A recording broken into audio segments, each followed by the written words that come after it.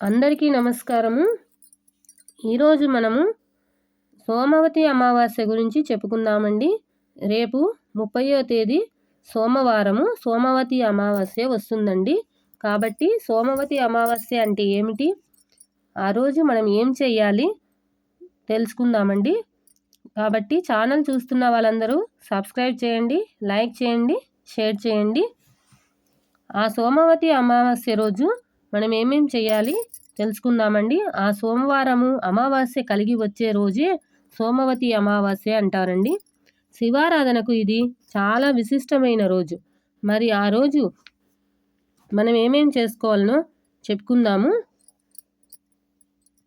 సోమవతి అమావాస్య రోజున శివునికి అభిషేకం చేస్తే విశిష్టమైన ఫలితాలు లభిస్తాయి.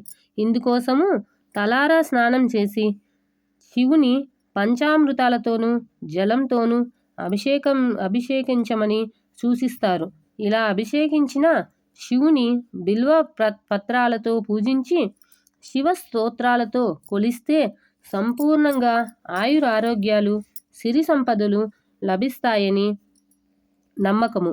ఈ పూజ పంచారామాలలో కానీ రాహుకాలంలో కానీ సాగితే మరింత విశిష్టమైన ఫలితం దక్కుతుందంట. ఏదీ కుదరకపోతే కనీసము శివ పంచాక్షరి జపంతో అయినా ఈ రోజున గడుపుదామని చెబుతుంటారు. కాబట్టి మీరు కూడా ఈ సోమవతి అమావాస్య రోజున ఆ శివాలయంకు వెళ్ళి దర్శనం చేసుకోవచ్చు. లేకపోతే ఇంట్లో అయినా మన శక్తి కొద్దీ అభిషేకం చేసుకోవచ్చండి. దయచేసి ఛానల్ చూస్తున్న వాళ్ళందరూ సబ్స్క్రైబ్ చేయండి, లైక్ చేయండి, షేర్ చేయండి. ఓం నమః శివాయ.